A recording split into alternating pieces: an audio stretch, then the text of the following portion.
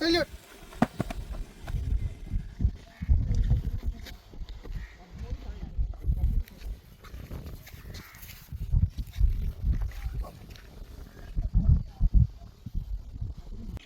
ఎందుకు బాబు ఇలా అందరిలా మీరు నమస్తే చెప్తే సరిపోయేది.